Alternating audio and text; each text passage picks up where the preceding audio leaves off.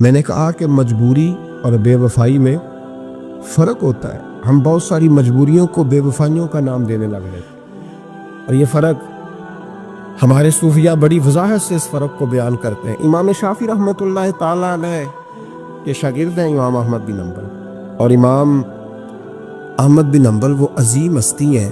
اللہ کے بندے کہتے ہیں جس بندے نے امام احمد بن حنبل سے پیار کیا وہ سمجھ لے اس نے رسول اللہ کی سنت سے پیار کیا. کیا بات تھی اس شخص کی. امام احمد بن حنبل ایک بڑی پروقار لیکن امام شافعی کے شاگرد تھے. امام احمد بن حنبل کی ایک ہی بیٹی تھی. وہ کہتی ہے میں نے اپنے ابا جی کو دو ہی کام کرتے دیکھا، سارا دن رسول اللہ کا دین پڑھاتے اور ساری رات مصلی پہ بیٹھ کے اللہ کی یاد میں اور نبی پاک کے درود و سلام میں مشغول رہتے. لیکن میں نے اپنے باپ کو ہمیشہ ایک کام کرتے دیکھا، دو مشغلے تھے، سارا دن دین پڑھانا، ساری رات عبادت اور حضور صلی اللہ علیہ وسلم پر درود و سلام میں گزارنا. ایک کام میں نے بڑا مستقل دیکھا کہ میرے ابا جی ہمیشہ اپنے استاد امام شافعی کے لیے دعا مانگا کرتے. کوئی بھی نیک عمل کرتے تو ہاتھ اٹھاتے تو پہلے امام شافعی کے لیے دعا مانگتے. اور بچی چھوٹی سی تھی، ابھی اس کی عمر اتنی نہیں تھی کہ بالغ ہو سکے. تو وہ کہتی ہے میں اکثر سوچا کرتی تھی کہ آخر وہ کتنا بڑا شخص ہے کہ جس کے لیے میرا والد، میں بیٹی ہوں، میرے لیے دعا بعد میں مانگتا ہے، اور ان کے لیے پہلے وہ کتنا بڑا شخص ہے. امام احمد بن حنبل رحمۃ اللہ علیہ بغداد میں رہتے تھے، امام شافعی قاہرہ میں رہتے، اور مہینوں کا سفر تھا، ممکن ہی نہیں تھا آنا جانا، ممکن ہی نہیں تھا. خیر امام ایک وقت ایسا بھی آیا، بیٹی کہتی ہے میری بڑی دعا تھی کہ کبھی میرے ابا جی کا استاد آئے، میں کبھی اس کاریگر کو بھی دیکھوں جس نے اس جیسا ہیرا تراشا ہے. دل کرتا تھا میں اس معمار کو بھی دیکھوں جتنی اتنے خوبصورت نقش و نگار والی عمارت بنائی ہے، میں اسے تو دیکھوں. دل بڑا کرتا تھا، میں دعا مانگتی تھی. خیر ایک دن امام شافعی کا خط آ گیا، کہنے لگے احمد بن حنبل مجھے پتہ چلا ہے بغداد میں ایک محدث رہتے ہیں جو بڑے بوڑھے ہیں اور ان کے پاس نبی پاک کی ایک حدیث ہے، تو میں چاہتا ہوں کہ میں جلدی جلدی بغداد آؤں اور آ کے ان سے وہ حدیث حاصل کروں، وہ سنوں. روایت حدیث بہت بڑا مرتبہ ہوتا. خط آ گیا تو امام احمد بن حنبل تو گویا بات ہی اور طرح کی ہو گئی نا، وہ تو مسئلہ ہی اور طرح کا ہو گیا نا. میں کو جیتے میرا دل بر سونا تے میں کیوں کر اس نو بھاواں، ویڑے میرے وڑدا نہ ہی کئی لاکھ وسیلے پاواں. آج جب پتہ چلا نا تو حال بدل گیا. وہ تو وجد کرنے لگے امام احمد، بیٹی سے کہنے لگے بیٹی تیاری کر لے، ہر چیز نہیں ہونی چاہیے، میں تیرے ساتھ لگتا ہوں، صفائیاں مل کے کریں، آج غالائیاں بکھریں. جب وہ آئے گا تو پھر دیکھے گی دنیا کہ کس طرح کسی نے کسی کی عقیدت کی ہے. امام کو خط ملا، ادھر سے امام احمد بن حنبل رحمۃ اللہ تعالیٰ علیہ تیاری کرنے لگے اور امام شافعی چلنے لگے. جب چلے تو مہینوں کا سفر طے کر کے پہنچے. بچی کہتی ہے میرے دل کے اندر بہت بڑا زاویہ تھا، بہت بڑا، وہ بہت بڑے ہو گئے، کیا بات ہو. جب وہ تشریف لائے تو کہتی ہے میرے ابا جی جو تھے امام احمد بن حنبل رحمۃ اللہ علیہ وہ ایک چپاتی پوری نہیں کھایا کرتے تھے، آدھی روٹی ایک وقت میں ہوتی تھی اور زیادہ تر روزہ ہوتا تھا. فرماتی ہیں جب ان کے استاد آئے نا تو میں نے 8 روٹیاں پکا کے رکھی احتیاطاً، لیکن استاد صاحب ساری کھا گئے. میرا خیال تھا کہ وہ اگر آدھی کھاتے ہیں تو وہ آدھی سے آدھی کھاتے ہوں گے، وہ ساری روٹی کھا گئے. فرماتے ہیں حد ہو گئی، میرے دل میں خیال تھا کہ میرے ابا جی ساری رات بیدار رہتے ہیں تو ان کے استاد مغرب سے ہی مصلی پہ بیٹھ جائیں گے، ان سے بھی زیادہ پرہیزگار ہوں گا. لیکن میں نے عجیب منظر دیکھا کہ حضرت امام شافعی تشریف لائے، 8 روٹیاں کھائیں، عشاء کی نماز پڑھی اور لیٹ گئے. میرے ابا جی ساری رات نفل پڑھتے رہے، وہ ساری رات آرام کرتے رہے. میں نے تہجد کا پانی رکھ دیا تھا کہ سویرے اٹھیں گے امام شافعی تہجد میں تو وضو کریں گے، کہتے پانی بھی اسی طرح پڑا رہا، وہ کمبل میں رہے. فجر کا وقت ہوا تو امام احمد بن حنبل نے ان کے دروازے کے قریب ہو کے کہا حضرت جماعت کا وقت ہو گیا. کہتی بستر اتارا، وضو بھی نہیں کیا، مسجد چلے گئے، نماز پڑھ کے آ کے پھر لیٹ گئے. میرے ابا جی شراق چاش تک پھر مصلی پہ بیٹھے رہے. کہتی ہے میں بڑی بدگمان ہوں. پھر میں نے 1 منٹ کے لیے اپنے آپ کو سمجھایا کہ تھکے ہوئے تھے اس لیے آج عبادت نہیں کی، کل کریں گے. لیکن اگلا دن آیا تو انہوں نے پھر اسی طرح کھایا، ساری رات پھر اسی طرح رہے. فرماتی ہیں بس وہ آہستہ آہستہ 3-4 دنوں میں میرے ذہن میں جو زاویہ تھا وہ سارا زمین بوس ہو۔ میں نے کہا نہیں، میرے ابا جی نے جس دور میں دیکھا تھا اس دور میں شاید حالات اور ہوں، آج تو اور ہے۔ فرماتی ہیں 4-5 دن کے بعد وہ رخصت ہونے لگے، پردے کے پیچھے میں سن رہی تھی۔ میرے والد کہنے لگے حضور وقت کیسا گزرا؟ کہنے لگے یار تجھے کیا بتاؤں، 2-3 مہینے رستے میں آیا ہوں تو بچ بچ کے جان بچانے کے لیے 2-4 لقمے کھاتا رہا ہوں۔ پتہ نہیں لوگوں کا رزق کس طرح کا تھا، پتہ نہیں جانور بھی صحیح ذبح ہوئے تھے کہ نہیں ہوئے تھے۔ جب تیرے دسترخوان پہ آیا ہوں تو میں نے تجھے سینچا ہے، سوارا ہے، مجھے پتہ ہے تو ایک لقمہ بھی حرام نہیں رکھ سکتا، اور میں نے تیرے لنگر سے نور نکلتے دیکھا ہے، اور یہ وہ والا کھانا ہے جو اندر جا کے بوجھ نہیں بنتا، نور بنتا ہے۔ اس لیے میں تیرے رزق کو نور سمجھ کے کھاتا رہا ہوں، زندگی بھر کبھی 2 اکٹھی نہیں کھائی، پر یہاں 8-8 روٹیاں کھاتا رہا ہوں، یہاں اپنے گھر میں یا تیرے گھر میں، ورنہ رستے میں تو میں بڑا پریشان تھا۔ اور فرمانے لگے تجھے پتہ ہے کہ میں ساری رات کیا کرتا رہتا تھا؟ کہ حضور نہیں۔ فرمانے لگے جو تو عشاء کی نماز میں تلاوت کرتا تھا نا صورتوں کی، میں ساری رات بستر میں لیٹ کے ان کی تفسیر کرتا رہتا تھا، اور میں نے ایک آیت کی 100 تفسیریں کی ہیں رات بھر جاگ کے، 100۔ تو نے دیکھا میں بغیر وضو چلا جاتا تھا سویرے؟ حضور ہاں۔ فرماتے اس لیے کہ میرا وضو ٹوٹتا ہی نہیں تھا، میں ساری رات تفصیلی نقطے بیان کرتا رہتا تھا۔ بیٹی کہتی انہوں نے 2 جملے کہے اور میں رونے لگی۔ میرے والد آئے تجھے کیا ہوا؟ میں نے کہا ابا جی میں کیا سمجھی تھی اور یہاں نکل کے آیا، آپ اگر ساری رات نفل پڑھتے ہو تو اپنی ذات کے لیے، اور امام شافعی ساری رات جاگ کے باتیں یاد کرتے ہیں اور پھر لوگوں کے سینوں میں اتارتے ہیں، صرف اپنے لیے نہیں، یہ تو رسول اللہ کی امت کے لیے زندہ ہے۔ میں کیا سمجھی تھی او بھائی، میں نے کہا مجبوری اور بے وفائی میں فرق ہوتا ہے، ذرا چھلکا اتار کے دیکھ تو صحیح، تجھے پتہ تو چلے اندر حالات کچے ہیں کہ پکے ہیں۔ ایک بزرگ تھے شاہ بقی الدین ابن مخلد، وہ کہتے ہیں مجھے پتہ چلا کہ اس دور میں نبی کریم علیہ السلام کی حدیث جو سب سے بہترین پڑھاتے ہیں وہ امام احمد بن حنبل ہیں۔ ان کو حضور کی حدیث سے جو خاص شغف ہے وہ کسی اور کو نہیں۔ کہتے ہیں میرے دل میں لو لگ گئی، حالانکہ میں امیر گھرانے سے تھا۔ میں کشتی میں بیٹھا امام احمد بن حنبل کے پاس آنے کے لیے، رستے میں طوفان آ گیا، کشتی اچکولے کھانے لگی، کسی طریقے سے ایک جزیرے کے ساتھ جا کے کشتی لگی، ٹوٹ گئی، بکھر گئی، میں جزیرے پہ اتر گیا، اور بھی کئی لوگ تھے۔ 1 مہینہ وہاں رہنا پڑا، بارشیں ختم ہوئی، موسم ٹھیک ہوا تو ایک کشتی دکھائی دی آتی ہوئی۔ فرماتے ہیں کہ وہ اس کشتی میں بیٹھا، دوبارہ بغداد کیا، مجھے سفر طے کرتے 2.5 مہینے گزر گئے، وہ جزیرے پہ مہینہ پتے کھا کے بھی گزارا کرنا پڑا۔ نکلا تھا علم حاصل کرنے، جب بغداد شریف پہنچا لوگوں سے پوچھا امام احمد بن حنبل کا مدرسہ کہاں؟ انہوں نے کہا وہ مدرسہ تو بند ہو گیا، وقت کا بادشاہ مخالف ہو گیا، مسجد مدرسہ سیل کر دیا۔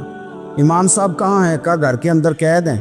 ان کے گھر کو سب جیل بنا دیا، چاروں جانب پولیس کھڑی ہے، اور ویسے بھی بغداد میں کرفیو، ہر چوک چوراہے میں پولیس والے کھڑے ہیں۔ شاہ بقی الدین کہتے اتنا کچھ سننے کے باوجود بھی میرا جذبہ ٹھنڈا نہیں ہوا۔ وہ مہینے میں سفر کی صحبتیں، وہ سنا تھا کہ آستانہ یار دور ہے پر ہم نے بھی ٹھان لی تھی کہ جانا، وہ سنا تھا کہ آستانہ یار دور ہے پر ہم نے یہ ٹھان لی تھی کہ جانا ضرور ہے۔ کہتے پہنچ گئے، اب پتہ چلا کہ کرفیو ہے، سڑکوں پہ پولیس کھڑی ہے، گلیوں میں چوکوں چوراہوں میں پہرے ہیں، امام صاحب تک تو جا کوئی نہیں سکتا۔ کہتے میں نے ایک شخص کی منت کی، میں نے کہا کسی طریقے گاڑی بتا، کہنے لگا میں اشارہ بھی نہیں کر سکتا، سخت حالات ہیں، وہ کوئی طریقہ۔ میں نے جب زیادہ تڑپ کے کہا تو وہ شخص کہنے لگا میں ان کے گھر کے قریب تجھے لے جاؤں گا اور گزرتے وقت صرف آنکھ کا اشارہ کروں گا۔ کہتے میں نے کہا یہ بھی ٹھیک ہے۔ ان کے گھر کے تیری تلاش میں پھرے نا ہم جنگل پہاڑ اور دشت میں، ان کے دروازے کے قریب اس نے اشارہ کیا۔ شاہ بقی الدین کہتے ہیں کہ میں گھر دے کے آ گیا واپس۔ اب میں سوچنے لگا کہ کیسے امام صاحب تک پہنچنا ہے، بڑی تجویزیں سوچی، بڑی تجویزیں، کام والا بن جاؤں، پھیری لگانے لگ جاؤں۔ پھر سوچا کہ اگر میں کچھ بیچوں گا ریڑھی پہ رکھ کے تو کوئی خریدنے نکلے گا، کوئی نہیں نکلے گا، کس طرح کروں، کیا کروں، بڑی سوچیں۔ بالآخر میں نے طے کیا اللہ اکبر. میں نے نہ کپڑے پھاڑ لیے، امامہ اتار دیا. فرماتے ہیں کہ ایک پیالہ مٹی کا خرید کے گلے میں رسی سے باندھ لیا، اور امام احمد بن حنبل کی 3 گلیوں پیچھے میں نے دروازہ صدا لگانی شروع کی، فقیر ہوں، اللہ کے نام پہ لینے آیا ہوں. کہتے ایک ایک دینار مانگتے مانگتے مانگتے مانگتے آزم یار منون دی خاطر اساں کی پیش بٹائے. کہتے ہیں مانگتے مانگتے نا میں امام احمد بن حنبل کے دروازے تک آیا. امیر گھر کا بچہ تھا، بڑے پیسے جیب میں ہوتے. امام کے دروازے پہ صدا لگائی، کوئی ہے اللہ کے نام پہ دینے والا؟ کہتے ہیں وہ نور بھرا دروازہ کھلا. ایک گورے مکھڑے والا، سفید داڑھی والا، سونے امامے والا، چمکدار آنکھیں، نورانی شباہت. کہتے امام احمد بن حنبل باہر آئے اور جیسے ایک دینار میرے پیالے میں ڈالنے لگے تو میں نے ہاتھ چوم کے کہا سونیا تیرے قربان جاؤں، میں دینار لینے نہیں آیا، محمد عربی کی حدیثیں سننے آیا. کہتے امام کی بھی آنکھیں کھل گئی. کہنے لگے اس حال میں اعظم یار مناؤن دی خاطر اور سانکی کی پیش بٹائے. کہ حضور کیا کرتا، یہی ایک طریقہ رہ گیا تھا، میں تو کہاں سے چلا ہوں، کہاں پہنچا ہوں، کیا کروں؟ امام صاحب فرمانے لگے پھر میں بھی بڑے دنوں سے پریشان تھا، کوئی سیکھنے والا نہیں مل رہا، تو مل گیا. کہنے لگا حضور میں روز آ جاؤں فقیر بن کے، آپ جتنا چاہیں 2 4 5 منٹ میں مجھے حدیثیں سنا دیں، میں اگلے دن یاد کر آیا کروں. کہتے 2 سال لگ گئے. شاگرد کہاں ملیں گے ایسے، کہاں مرید ملیں گے، گزر گیا دور. کہتے ہیں کہ میں نا ہر روز فقیر بن کے جاتا، 3 گلیاں پیچھے مانگنا شروع کرتا، کوئی شک نہ کرے. 2 سال دروازے پہ جاتا، آگے پیالہ کرتا، امام ایک دینار ڈالتے اور مصطفیٰ کی حدیثیں سناتے. کہتے ہیں حالات بدل گئے. 2 سال کے بعد حکومت بدل گئی، امام کا مدرسہ بحال ہو گیا، رش ہو گیا. بادشاہ بڑا عقیدت مند تھا جو نیا آیا، اس نے بڑا کر کے ادارہ بنا کے دیا. جس دن میں گیا تو رش لگا ہوا تھا. کہتے حالات بدلے تو ہم نے بھی کپڑے بدلے، ہم نے بھی دوبارہ سے دستار باندھی. اور کہتے ہیں بڑے لوگ بیٹھے ہوئے تھے، میں جب داخل ہوا نا تو امام اٹھ کے کھڑے ہوئے.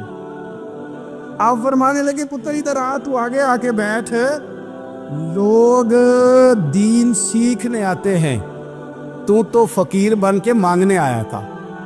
اور میں بھی باقیوں کو پڑھایا کرتا تھا، تجھے میں دیا کرتا تھا، اور اب باقی پڑھا کریں گے، تجھے دیا جائے گا، اور تجھے سینے سے نکال کے دیا کروں گا. زمانے بدل گئے، حالات بدل گئے، وہ شخص چلا گیا، کون حکمران تھا کون نہیں تھا، لیکن استاد شاگرد کے ادب کی داستان قیامت تک باقی رہے.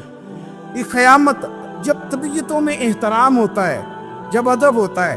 آپ کو پتہ ہے نبی پاک صلی اللہ علیہ وسلم کو یہ ادب کتنا پیارا ہے. نبی پاک علیہ الصلوۃ والسلام اس احترام کے جذبے کو کتنا پسند کرتے ہیں. اللہ کے پیارے رسول صلی اللہ تعالیٰ علیہ وسلم اس جذبہ احترام سے کتنے راضی ہوتے ہیں. حضور کس قدر زیادہ چاہتے ہیں کہ میری امت ادب والی بنے. نبی پاک علیہ الصلوۃ والسلام ادب والے لوگوں کے بارے میں اتنے راضی ہیں، اتنے خوش ہیں. حضور اتنا نوازتے ہیں. میں نے یہ حدیث پڑھی تو یوں لگا کہ جیسے روح وجد کرنے لگی ہے. بہقی میں امام بہقی نے لکھی ہے، اللہ کے پیارے رسول علیہ السلام فرماتے ہیں جو چھوٹے پر شفقت کرے اور بڑے کا احترام کرے، اللہ اسے جنت میں میری سنگت عطا فرمائے گا. یہ میرے قرب کا ذریعہ ہے، یہ چیز میرا قرب ملے گا. شرط یہ ہے کہ ادب والے بن کے آؤ، احترام والے بن کے آؤ. کبھی بھی سوء ادب نہ کریں، کبھی کسی مقام پر بھی بے ادبی نہ کریں. آپ اپنا ذائقہ کبھی تبدیل نہ کریں. امام احمد بن حنبل کے دیکھا وضو کر رہے تھے، ایک شخص کہتا ہے میں نے ساری زندگی گناہوں میں گزار دی تھی. تو امام صاحب نا وضو کر رہے تھے جھیل پر بیٹھ کے. تو جھیل اس طرح ہوتی ہے، پہاڑ ہیں، اوپر کو پانی نیچے آ رہا ہے. تو کہتے امام صاحب نیچے بیٹھ کے وضو کر رہے تھے، تو میں اوپر بیٹھ کے نا وضو کر رہا تھا یا پانی پی رہا تھا. تو میں نے دیکھا کتنے بڑے امام نیچے. کہتے میں نا میرے دل میں خیال ہے یار میں ساری زندگی غلط کاموں میں گزاری ہے، پر جو بھی ہے یہ رسول اللہ کے دین کے عالم. کہتے ہیں وہ حضور کے دین کی عزت کرنے کے لیے میں اوپر سے اٹھا آ کے نا تو میں تھوڑا پیچھے جا کے نیچے بیٹھ گیا، جو میری حاجت تھی، پانی پینا تھا یا منہ دھونا تھا، میں وہ کرنے لگا۔ کہتے ہیں امام صاحب نے بھی یوں نظر میری طرف دیکھی، پتہ نہیں انہوں نے کیا دعا دی کہ رب نے مجھے توبہ کی توفیق عطا فرما۔ میں اللہ کے فضل سے اللہ نے میرا دل موڑ دیا اور میں رب کریم کی بارگاہ کی جانب میری توجہ ہو گئی۔ خدا نے مجھے اس ادب کی برکت سے اپنی بارگاہ کی طرف اللہ تبارک و تعالیٰ نے مجھے موڑ لیا۔ بے ادبی تو بندے کو کفر تک لے جاتی، بے ادبی تو کفر تک لے جاتی ہے۔ اگر بندہ بے ادب ہوتا ہوتا اللہ رسول کی بے ادبی تک پہنچ جائے تو دور نکل گیا، لیکن یہاں باقاعدہ بے ادبی کو پروموٹ کیا جا رہا ہے۔ کبھی بھی بے ادب نہ بنے، ادب والے رہیں، ادب والے بن کے جئیں، ادب والے بن کے دنیا سے جائیں۔ وہ درویش نے کہا تھا کہ بے ادباں مقصود نہ حاصل، نہ درگاہ ٹوئی، پانچ ادب دے محمد بخشا، توڑ نہیں چڑھیا کوئی۔ بادب لوگ جو ہوتے ہیں وہ دوسروں کو عزت دے دیتے ہیں اور اپنی اخلاق کو بلند کر لیتے ہیں۔ جب آپ کسی کا احترام کر رہے ہوتے ہیں تو آپ اسی کو نہیں کچھ دے رہے ہوتے، آپ اپنی عظمت کا بھی اظہار کر رہے ہوتے ہیں۔ کسی کو عزت دیتے وقت آپ کے اخلاق کا بھی پتہ چل رہا ہوتا ہے۔ اخلاقی قدریں مضبوط ہوتی ہے احترام کرنے سے۔ مذہب اسلام اتنا سونا ہے، اتنا پیارا ہے، یہ دین اتنا ٹھنڈا اور اتنا میٹھا ہے کہ دھرتی کے سارے حسن سمیٹ کر اگر ایک لفظ بنایا جائے تو وہ دین اسلام بنتا ہے۔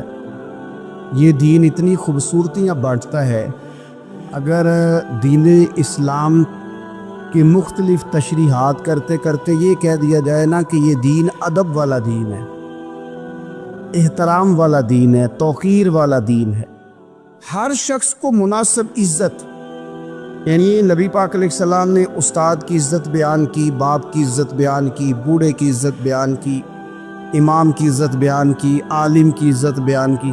کچھ بھی نہیں تھا، بالکل ان پڑھ تھا، سادہ تھا، پر مزدوری کر رہا تھا، حلال کما رہا تھا، ہاتھوں پہ چھالے تھے۔ قربان جائیں، میرے محبوب نے فرمایا یہ جو حلال کما رہا ہے نا یہ بھی اللہ کا دوست ہے۔ اس کا بھی احترام بیان کر دیا، اس کا اکرام بھی بیان کر دیا۔ تو نے ہر شخص کی قسمت میں یہ عزت لکھی اور آخری خطبے کی صورت میں وصیت لکھی۔ نبی کریم صلی اللہ علیہ وسلم نے لوگوں کو احترام دیا۔ اللہ کے محبوب علیہ السلام، آپ دیکھیے حضور نے اس عورت کی بھی فضیلت بیان کی جس کے گھر کے اندر اولاد پیدا ہوتی ہے، اور اس کی بھی فضیلت بیان کی کہ جس گھر کے اندر اولاد پیدا ہوتی ہے پر جلدی چلی جاتی ہے، انتقال ہو جاتا ہے کسی بچے کا خدا نخواستہ، اس کی بھی فضیلت بیان کی۔ جس کا خامند موجود ہے اور وہ خامند کی خدمت کرتی ہے، اور اس بیوی کی بھی فضیلت بیان کی جس کا خامند انتقال کر گیا پر وہ اپنے بچوں کی پرورش کرتی ہے۔ حضور فرماتے ہیں سب سے پہلے جنت میں مجھے وہ عورت نظر آئی۔ تو ہر شخص کے لیے حضور نے احترام بیان کیا، اکرام بیان کیا۔ ہم نے چونکہ بدگمانیاں پیدا کرنی شروع کر لی ہیں تو معاشرے کے اندر بسنے والے لوگوں کے بارے میں ہمارے دلوں میں مختلف وسوسے آ جاتے ہیں، مختلف وسوسے۔ کسی بھی شعبے کے کسی بھی آدمی کے بارے میں کوئی 2 4 5 باتیں اپنے ذہن میں اکٹھی کر کے یا کانوں میں کسی نے وہ بات ڈال دی تو ہم ذہن بنا لیتے ہیں کہ یہ گاڑیاں چلانے والے تو بندے ٹھیک ہی نہیں ہوتے، یہ جناب پولیس کے محکمے کے لوگ تو درست ہوتے نہیں، فلانے محکمے کے لوگ تو ہوتے ہی خراب ہیں، ذہن بن جاتا ہے۔ پھر آہستہ آہستہ ادب انسان کے دل سے رخصت ہوتا ہے۔ ہمیں دین نے ادب سکھایا، احترام سکھایا۔ میرے رسول کریم علیہ الصلاۃ والسلام کی وہ ذات بابرکات ہے، ہمیشہ یہ ہوتا تھا کہ چھوٹے بڑوں کا ادب سکھاتے تھے، پر یہ واحد دربار مصطفیٰ ہے کہ جس کے آداب خود رب کریم نے بیان فرمائے۔ فرمایا یا ایھا الذین آمنوا لا ترفعوا اصواتکم فوق صوت النبی۔ آپ کبھی آیت کے انداز پر غور کرے، کہا اے ایمان والو تمہاری آوازیں میرے نبی کریم علیہ السلام کی آواز سے اونچی نہیں ہونی چاہیے۔ بندے کی آواز کا کوئی والیوم ہوتا ہے کہ اب 3 پہ آواز ہے؟ ٹیپ ریکارڈر کا تو والیوم ہوتا ہے نا کہ 1 پہ ہے، 2 پہ ہے، 6 پہ ہے۔ تو آواز کا والیوم ہوتا ہے کہ یہ کتنے پہ ہے؟ آواز تولی جا سکتی ہے کہ میری آواز کا وزن اس وقت 1.5 پاؤ ہے، آدھا کلو ہے، 5 چٹانک ہے، کوئی ہوتا ہے وزن؟ لیکن ہمیں بتایا گیا کہ بالکل وزن نہیں ہوتا، تولی نہیں جا سکتی، ماپی نہیں جا سکتی، پرکھی نہیں جا سکتی۔ لیکن جب تم نے دروازہ رسول پہ آنا ہے تو پھر آواز کو بھی تول کے آنا ہے، پھر لفظوں کو پرکھ کے آنا ہے، پھر جملے مرتب کر کے آنا، پھر ترتیب لگا کے آنا ہے، پھر تم نے وہاں سوچ سمجھ کے بات کرنا۔ ایک روایت میری نظر سے گزری اور کیا ہی انداز ہے، امام زرقانی نے لکھی۔ ایک صحابی ہیں حضرت ابو کرسافہ رضی اللہ تعالیٰ عنہ۔ حضرت ابو کرسافہ رضی اللہ تعالیٰ عنہ فرماتے میں چھوٹا تھا، میری اماں اور میری خالہ مجھے ساتھ لے گئی۔ میں نے کہا کہاں جانا ہے؟ کہنے لگے آؤ نبی پاک کا کلمہ پڑھنے جانا ہے۔ پڑھیے درود شریف صلی اللہ ہو، سارے پڑھیے، پھر پڑھیے ایک دفعہ صلی اللہ تعالیٰ علیہ۔ حضور کا ذکر ہو تو فوراً درود پڑھنا چاہیے۔ نبی کریم علیہ السلام کی بارگاہ میں نا میری خالہ اور میری اماں دونوں مجھے ساتھ لے گئیں کلمہ پڑھنے۔ کہتے ہیں جب ہم حضور کی بارگاہ میں پہنچے، کلمہ پڑھا، واپس آئے تو میری اماں اور میری خالہ آپس میں بات کرنے لگیں۔ میری خالہ کہنے لگی تو نے دیکھا ہے ان کا بولنا کتنا مزیدار تھا؟ میری خالہ کہنے لگی تو نے تو وہ دیکھا ہے، لیکن وہ جو غلام آیا تھا اس کے ساتھ ان کا رویہ کتنا پیارا تھا۔ تو نے دیکھا جب وہ کھانا کھا رہے تھے تو پہلا خیال انہوں نے ہمارا کیا۔ بار بار وہ ان کا ذکر کرتی، کہتے آپس میں حضور کی شانیں بیان کرتی، میری اماں بھی میری خالہ بھی۔ بالآخر بات لمبی ہو گئی تو میری اماں بولی، کہنے لگی بس کر، ہم کتنی عظمتیں بیان کریں گے، مجھے تو 3 باتیں سمجھ میں آئی ہیں۔ کتنی؟ 3 باتیں مجھے سمجھ میں آئی ہیں۔ کہا وہ کیا؟ تو کہنے لگی ما رأینا مثل ھذا الرجل احسن وجھا ولا القى ثوبا ولا البنا کلاما۔ کہنے لگی مجھے تو 3 باتیں سمجھ میں آئی ہیں کہ نہ اتنا خوبصورت چہرے والا کوئی شخص دیکھا ہے، اور نہ اتنے صاف کپڑوں والا کو دیکھا ہے، اور نہ ہی اتنی میٹھی بولی بولنے والا کوئی دیکھا ہے۔ تینوں باتوں کی کمال ہے، ظاہری حسن بھی کمال، کپڑوں کی صفائی بھی کمال، اور رسول پاک کا بولنا بھی کمال، لب و لہجے میں مٹھاس بھی خوبصورتی والی۔ یہ اصل حسن ہے کہ ظاہراً بھی انسان بڑا منزہ ہو، باطناً بھی بڑا صاف ستھرا ہو۔ میرے رسول پاک علیہ الصلوۃ والسلام کا طریقہ مبارکہ پتہ کیا تھا؟ حضور صلی اللہ تعالیٰ علیہ وآلہ وسلم جب مسجد میں نماز پڑھ لیتے تو حضرت جعفہ رضی اللہ تعالیٰ عنہ فرماتے، بخاری کی حدیث ہے، فرماتے میں مدینہ شریف میں آیا تو حضور نماز پڑھ لیتے تو صحابہ نبی پاک کے پاس آتے اور حضور کا دست مبارک پکڑ کے پہلے چومتے پھر چہروں پہ ملتے، پہلے چومتے پھر چہروں پر۔ نبی پاک کے صحابہ حضور کے قدم بھی چوما کرتے، قدموں میں جھکا کرتے تھے۔ یہ تو بھائی اس وقت پتہ چلتا ہے جب کسی سے پیار ہو جاتا ہے، جب کسی بندے سے۔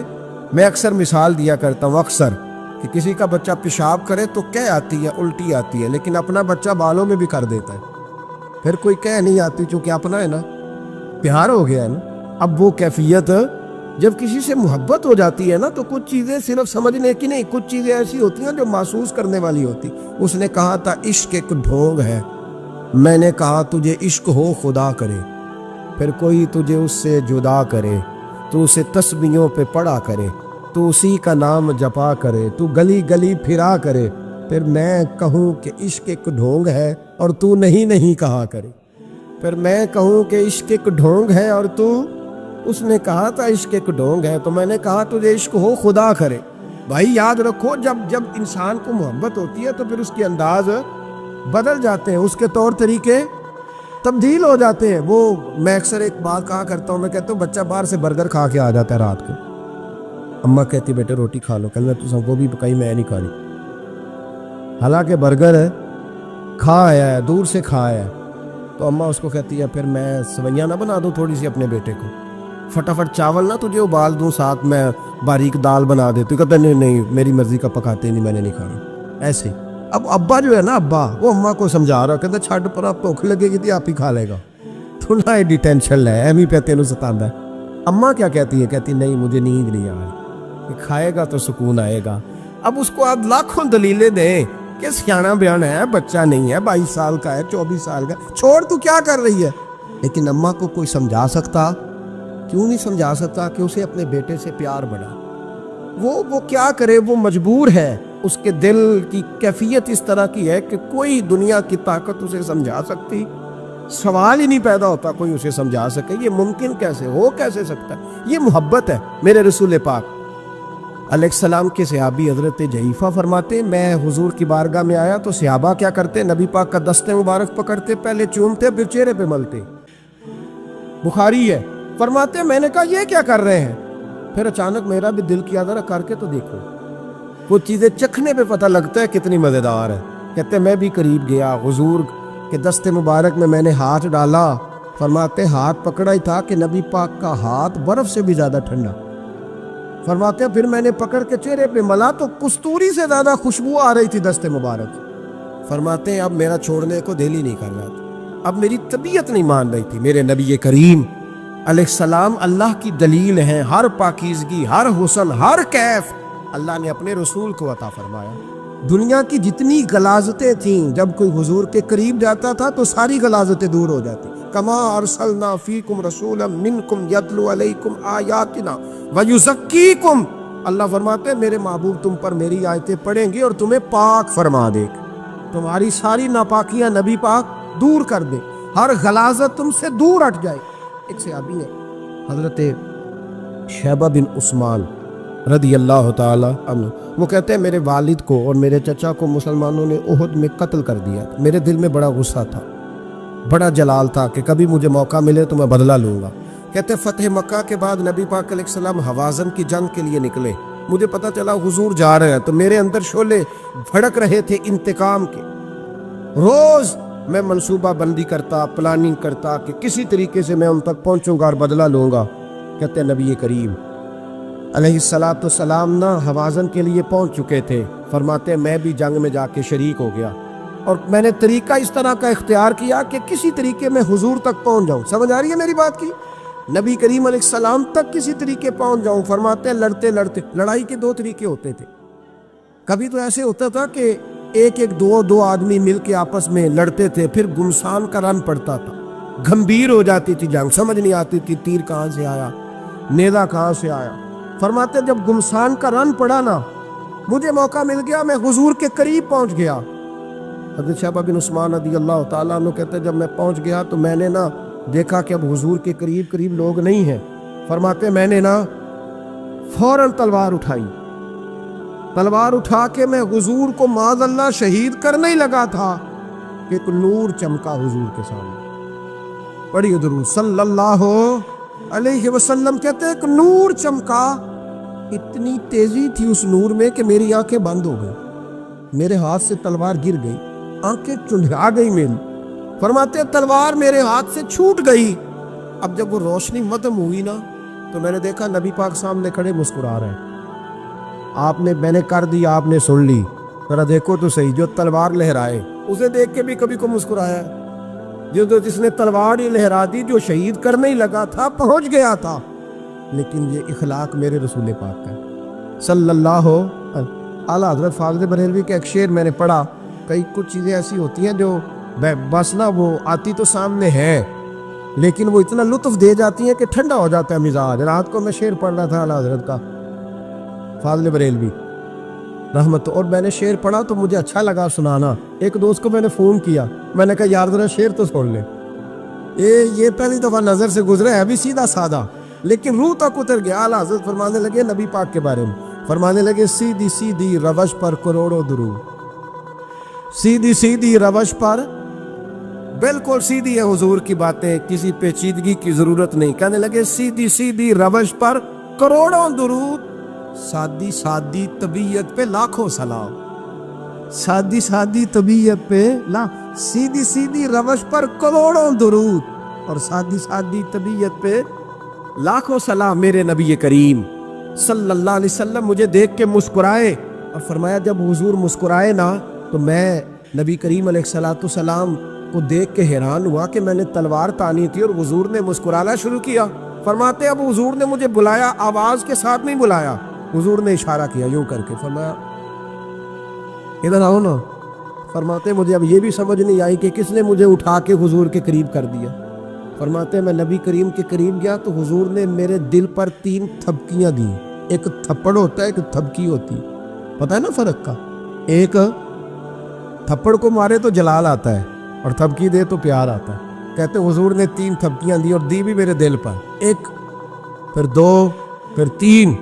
کہتے پہلی تھپکی دی تو میرے اندر سے کفر نکل گیا، دوسری تھپکی دی تو میرے اندر ایمان داخل ہو گیا، اور تیسری تھپکی جب نبی پاک علیہ السلام نے دی تو مجھے ہر چیز سے بڑھ کر رسول اللہ سے پیار ہو گیا، محبت ہو گئی نبی کریم سے۔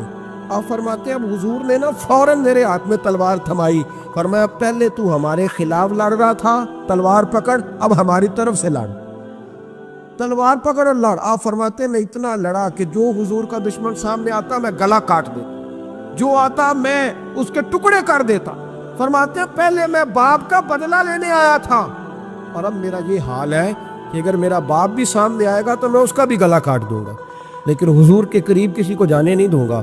حضرت شیبہ بن عثمان کہتے ہیں جنگ ختم ہو گئی، حضور خیمے میں گئے، میں بھی گیا، اب نبی پاک لوگوں سے باتیں کر رہے ہیں، حضور لوگوں سے باتیں کر رہے ہیں، میں ایک کونے میں بیٹھا سوچ رہا ہوں کہ میں تو بدلہ لینے آیا تھا، یہ میرے ساتھ ہوا کیا؟ حضور لوگوں سے باتیں کرتے جا رہے ہیں، میں سوچتا جا رہا ہوں کہ میں تو انتقام لینے آیا، یہ کیا معاملہ ہوا؟ کہتے محبوب نے اچانک میری طرف نظر اٹھائی اور فرمانے لگے شیبہ ایک ارادہ تو نے کیا تھا جو غلط تھا، اور ایک ارادہ میرے رب نے کیا ہے اور تیرے اوپر فضل فرما دیا ہے۔ فرماتے حضور نے اب مجھ سے فرمایا کوئی خواہش ہو تو بتاؤ، مانگ لو کچھ مانگنا ہے تو۔ میں نے عرض کی یا رسول اللہ میری بخشش کی دعا کر، بڑا میرا خوفناک ماضی ہے، میں اسلام کا بڑا دشمن رہا ہوں، حضور دعا کر دے، یاد ماضی عذاب ہے یا رب، چھین لے مجھ سے حافظہ میرا، یا رسول اللہ بڑے گناہ ہیں میرے، دعا کر دے۔ کہتے میں نے دعا کے لیے کہا اور حضور پھر دوسرے لوگوں سے باتیں کرنے لگے، کبھی اس سے کبھی اس سے کبھی اس سے۔ میں سوچنے لگا کہ میری بات کا کوئی جواب ہی نہیں آیا۔ جب تو 3 بار میں نے سوچا تو میرے کریم نے پھر توجہ میری جانب کی اور فرمایا تو نے بخشش کی دعا کا کہا تھا، میں نے سن لیا ہے، رب کریم نے تیری بخشش فرما دی ہے، اللہ نے تجھے بخش دیا، تیری خطائیں رب کریم نے معاف کر دی۔ نبی پاک کے دست مبارک کی برکت، رسول پاک ایک صحابی تھے حضرت فرقد ان کا نام تھا رضی اللہ تعالی۔ پہلے نا میں جب گفتگو کیا کرتا تھا نا تو میں صحابہ کا نام نہیں لیتا تھا، میں کہتا تھا ایک صحابی فرماتے ہیں، کیونکہ صحابہ کے نام مشکل تھے، لوگوں کو یاد نہیں رہتے۔ ایک دن میرے دل میں خیال آیا کہ نام لیں گے نہیں تو انہیں آئیں گے کیسے، چلو خود کسی کو یاد ہو جائے گا، تو مجھے اچھا لگا۔ پچھلی دفعہ میں نے حضرت ساسا بن ناجیہ کا نام لیا تو مجھ سے میرے دوستوں نے کہا ذرا لکھ کے دے کیا نام تھا۔ مجھے خوشی ہوئی کہ یار اگر یہ لفظ کہے جائیں گے تو لوگوں کو دلچسپی ہوگی۔ حضرت فرقد ایک صحابی تھے، اور یہ وہ صحابی ہیں جنہوں نے حضرت عمر کے زمانے میں موصل کا علاقہ فتح کیا تھا، بڑے دلیر تھے، ان کی 4 بیویاں تھیں۔ وہ کہتے ہیں جب بھی یہ گھر میں آتے تو خوشبو اتنی اعلیٰ لگا کے آتے کہ ہم حیران ہو جاتی۔ عورتیں زیادہ تیاری کرتی ہیں نا مردوں سے کہ نہیں، کہ آج کل مرد زیادہ کرتے ہیں۔ چلو میں انداز چھوڑو، میں اپنی اصلاح کرنا، تسی دوواں گلاں تے انجن کیتا ہے، اب پتہ نہیں سچ کیا ہے، کون زیادہ تیاری کرتا ہے؟ چلو بیٹھے جو مرد نے، ویسے میرے پاس جو اخباری تراشے ہیں ان میں یہ لکھا ہے کہ آج کل مردوں کے میک اپ پہ زیادہ خرچ آنے لگے، یہ تحقیقی رپورٹ ہے، اور پاکستان میں سب سے زیادہ جو اخراجات ہیں وہ میک اپ کے سامان کے ہیں۔ پہلے لڑکیاں بیوٹی پارلر جاتی تھی، اب لڑکے بھی جاتے ہیں، پہلے صرف دلہن جاتی تھی، اب سارا خاندان جاتا ہے۔ اللہ تعالیٰ معاف کرے۔ اس کے باوجود بڑی غربت ہے ملک میں، پریشانی بھی بڑی ہے، اس کے علاوہ ہمیں غریبوں کا درد ہے، اس کے باوجود ہم لوگوں کی مدد کرنا چاہتے ہیں۔ پتہ نہیں کیا ترجمہ کیا ہم نے غریب پروری کا، کیا معنی بنایا، اللہ بہتر جانتا ہے، کہ وہ چیزیں جن کی بالکل حاجت نہیں، بالکل ضرورت، ان پر لاکھوں لٹا کے کہتے ہیں وہ دیکھو بیچارے کو روٹی نہیں مل رہی، تو بھائی آپ مہربانی کرتے خالی کندھی کر لیتے، باقی پیسے غریب کو دے دیتے۔ لیکن چلے معیار ہے نا ہمارا اپنا معیار ہے، اس پر میں جاتا نہیں، بات نہیں کرتا۔ نبی کریم علیہ الصلوۃ والسلام کے صحابی، ان کی ازواج کہتی ہیں کہ اب عورتیں زیادہ تیاری کیا کرتی تھیں، لیکن وہ جب گھر آتے نا تو اتنی خوشبو لگاتے، کہتی ہم چاروں مل کے کوشش کرنے لگی، ڈھونڈنے لگی کہ وہ خوشبو کا پتہ کریں جو یہ لگاتا ہے۔ ہم نے بازار سارے تلاش کر لیے، عرب کے اندر آج بھی خوشبو کا بڑا شوق، اور بڑی مہنگی خوشبو ملتی ہے، کبھی آپ بازار جائیں، کہتی ہیں ساری خوشبوئیں لگا لی، تھک گئی، ایک دن چاروں سوتنے مل کے بیٹھی، کہنے لگی ہم نہیں اس کا مقابلہ کر سکتے، آج پوچھ ہی لے کہاں سے خوشبو لگاتا ہے، پوچھ ہی لیتے ہیں، چلو بات ہی ختم ہو جائے، پوچھ لے، یہ ہم جتنی مرضی آلہ لگائیں، جب یہ آ جاتا ہے نا، کچھ لوگ میرے محفل ہوتے ہیں، جہاں آ جاتے ہیں وہاں چھا جاتے ہیں، تو یہ جب آتے ہیں تو چھا ہی جاتے ہیں، کیا کریں، اس طرح کا میرے محفل ہے، کیا کریں اس کا۔ فرمانے لگی ایک دن چاروں سوتنوں نے مل کے ان کو بٹھا لیا، کہنے لگی بتاؤ تو صحیح خوشبو کون سی لگاتے ہیں؟ کہنے لگے کوئی بھی نہیں، کبھی لگائی نہیں، آج تک نہیں لگائی۔ تو کہتے ہیں بیویاں کہنے لگی صحابہ تو غلط بیانی نہیں کرتے، پر آپ کیا بات کر رہے ہیں، یہ کیسے ہو سکتا ہے کہ آپ آتے ہیں تو ہم حیران ہو جاتی ہیں۔ فرمانے لگے جس دن کی تم لگی ہوئی ہو نا میری خوشبو کا مقابلہ کر دے، مجھے پہلے دن کا ہی پتا ہے۔ تو میں نے کہا چلو زور لگا ہی لے، دیکھ ہی لیتے ہیں کہاں تک بات جاتی ہے تمہارے پاس جتنا زور لگا لو۔ بہرحال میں اللہ کی قسم اٹھا کے کہتا ہوں کبھی نہیں لگائی۔ تو بیویاں کہنے لگی پھر بتا تو صحیح، تو ایک دلیر آدمی ہے، اور جو دلیر لوگ ہوتے ہیں وہ خوشبوؤں کے اور کپڑوں کے اور ان چیزوں میں زیادہ وقت نہیں لگاتے، ان کے تو مشن اور طرح کے ہوتے، آپ تو مجاہد قسم کے آدمی ہیں پر ہر وقت خوشبو آتی ہے۔ تو حضرت فرقد رو پڑے، کہنے لگی بیمار ہو گیا تھا، لاچار ہو گیا، حکیموں طبیبوں نے انکار کر دیا، وجود پر میرے آبلے نکل آئے، پھنسیاں بن گئی، ان میں پیپ بھر گئی، بیٹھ نہیں سکتا تھا، اٹھ نہیں سکتا، جب تھک گیا نا تو دروازہ رسول پہ چلا گیا، جب تھک گیا طبیبوں کا تھکایا ستایا حضور کی بارگاہ میں، کہا محبوبہ دیکھے تو صحیح میرا کیا حال ہے، حضور ذرا دیکھ کے چل نہیں سکتا، سو نہیں سکتا، بیٹھ نہیں سکتا، تیرے علاوہ غم کسے بتاؤں۔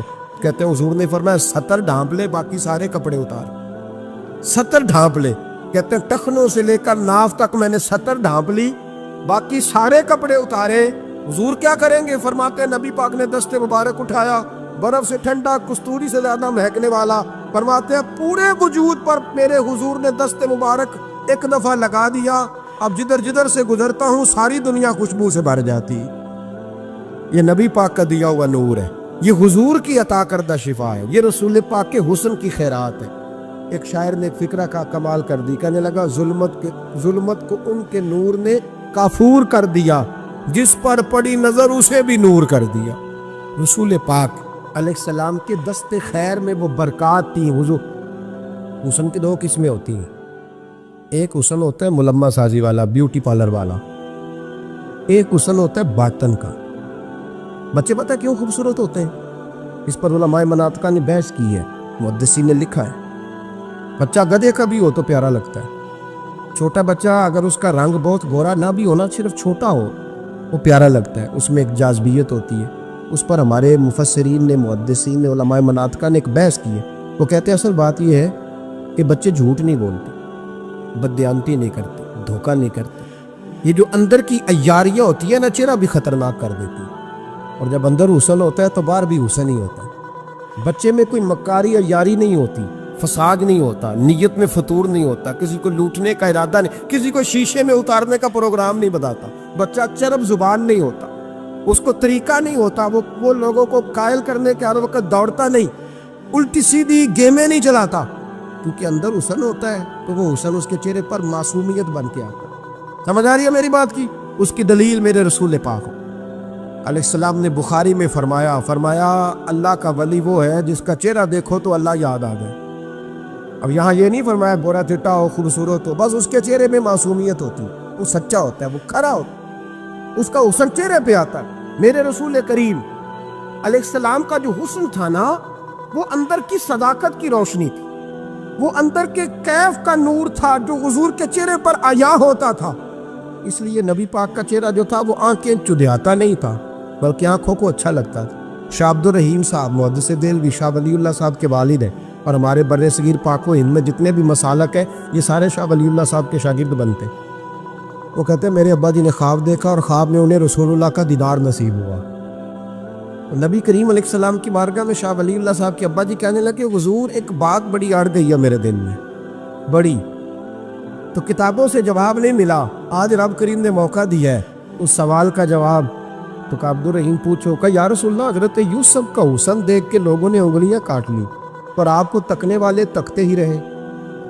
کوئی بھی ہوش نہیں ہوا, کسی نے انگلی نہیں کاٹی. تو کہتے محبوب نے فرمایا عبدالرحیم رب کریم نے اپنی غیرت کے ساتھ میرے حسن پر 70,000 پردے ڈالے. یہی بہتر ہے کہ پردوں میں وہ پردہ پوش رہے, وہ اگر پردے اٹھا دے تو کسے ہوش رہے. فرمایا 70,000 پردوں میں چھپا ہوا حسن ہے, ورنہ کسی کی طاقت تھی کوئی بات کر سکتا, جرت تھی کسی شخص کی. میرے حبیب پاک سید عالم حضرت عبداللہ ابن سلام رضی اللہ تعالیٰ عنہ اہل یہود کے بڑے عالم تھے. فرماتے میں تورات زبور انجیل کا جاننے والا تھا. جس دن حضور مدینہ طیبہ قصوہ نامی اونٹنی پر بیٹھے تھے, میں حضور سے مناظرہ کرنے بحث کرنے آیا.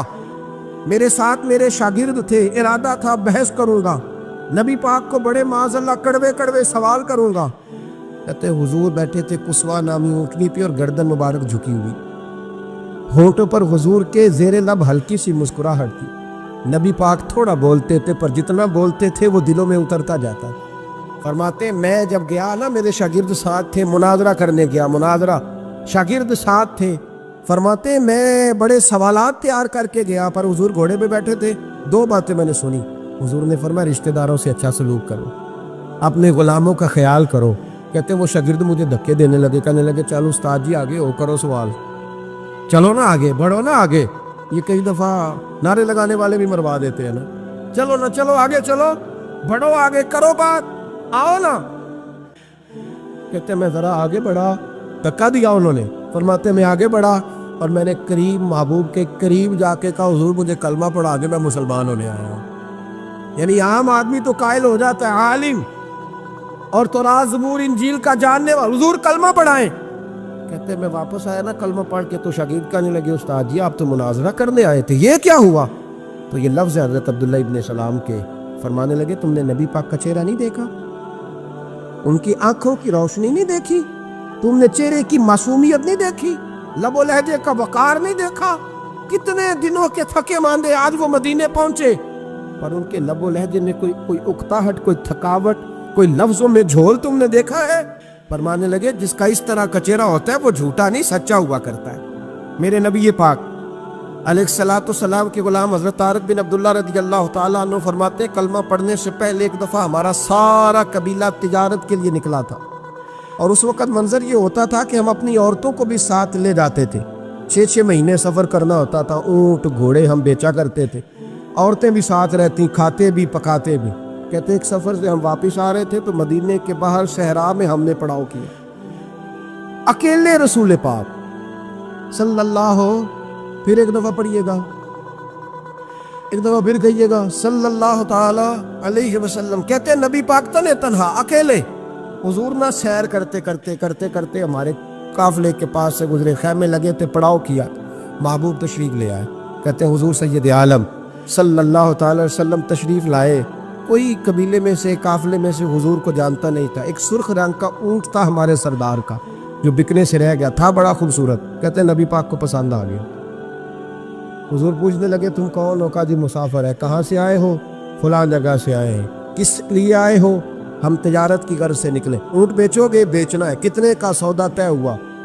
اس نے کہا اتنے لینے, حضور نے کہا اتنے دینے. اب بات طے ہو گئی. کہتے ہیں لگام حضور نے پکڑی اور فرمانے لگے وہ سامنے میرا شہر ہے جس کا نام مدینہ, وہ میرا شہر ہے, میں ابھی مدینے جاتا ہوں, اپنے غلام کو بیچتا ہوں اور تمہیں آ کے نہ قیمت دے جاتا ہے. محبوب گھوڑے کی لگام تھا, اونٹ کی لگام تھا, میں نکیل تھا, میں اونٹ تھا سرخ رنگ کا. حضور لے کے جب نکلے نا, تھوڑا سا چند قدم آگے گئے تو ان میں سے ایک شخص بولا, کہنے لگا سردار اب سیانے لوگ ہیں, سمجھدار ہیں. اس شخص کا نام پوچھا آپ نے, قبیلہ پوچھا ہے, ایڈریس کا پتہ ہے, پتہ ہے کہاں رہتا ہے, اتنا قیمتی اونٹ دے دیا. سردار بھی کہنے لگا, سارے کہنے لگے یار ان کی باتوں میں اتنی لذت تھی, ان کے گفتار و رفتار اتنی باوقار تھی, مزیدار تھی کہ ہوش ہی کوئی نہیں رہا. بھئی ہم پرانے تاجر ہیں, کبھی اس طرح کا سودا کیا ہی نہیں جس طرح کا آج ہو گیا. اوہو واقعی کچھ نہیں یاد رہا, کوئی سمجھ نہیں آئی. وہ ابھی نظر آ رہے, ایک آدمی دوڑ کے جاؤ, دوڑ کے, اور جا کر کے نا ان سے کہو, بڑی جائز بات ہے, وہ ناراض بھی نہیں ہوں گے. ان سے ایک شخص کہو کہ بھئی اونٹ لے جاؤ, پیسے لے آنا اور اپنا مال لے جانا, دوڑ کے جاؤ. ایک شخص دوڑنے لگا تو سردار کی بیوی خیمے کے اندر تھی، پردے کے پیچھے سے بولی، کہنے لگی خبردار کوئی پیچھے نہ جائے، اگر پیسے مل گئے تو ٹھیک ہے، نہ ملے تو میں دے دوں گی، کوئی پیچھے نہ، کوئی نہ جائے پیچھے۔ سردار کہنے لگا تو جانتی ہے؟ کہنے لگی نہیں۔ کہا گارنٹی کیوں دے رہی ہے؟ تو کہنے لگی تم نے ان کا چہرہ نہیں دیکھا؟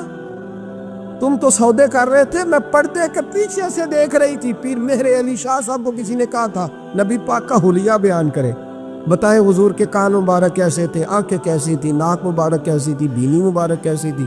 تو پیر مہر علی شاہ صاحب کہنے لگے کوئی مثل نہیں ڈھولن دی، کہنے لگے مجھ سے نہیں بیان ہوتا حضور کا حلیہ، کوئی مثل نہیں ڈھولن دی، تو چپ کر مہر علی، ایتھے جا نہیں بولن دی، بس کر، تو بیان کر سکتا ہے؟ اتنی طاقت؟ اعلیٰ حضرت نے کہا لم یاتی نذیر کفی ناظرن مثلے تو نشد، پید آ جانا۔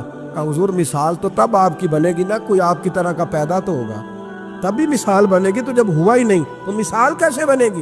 کہنے لگی کوئی نہ جائے، نہ پیسے آئے تو میں دے دوں گی، میں تو پردے کے پیچھے سے دیکھ رہی تھی، ان کے چہرے کا وقار دیکھا، ان کی آنکھوں کی روشنی دیکھی، ان کے لفظوں کا حسن دیکھا، تم 50 باتیں کرتے تھے وہ ایک جواب دیتے اور گنے چنے لفظ بولتے تھے، ان کی سادگی کا وقار دیکھا، جانے دو، نہ پیسے آئے تو میں دوں گی۔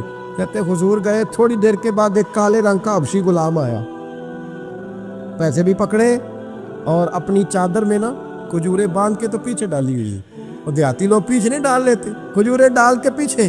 کہتے ہیں وہ آئے اور ان کے آنے کا انداز بھی بڑا نرالا تھا، کہتے ہیں وہ جھومتے جھومتے اللہ کا ذکر کرتے، اللہ الصمد کرتے پہنچ گئے، اور آگے کہنے لگے تم سے میرے نبی نے اونٹ خریدا؟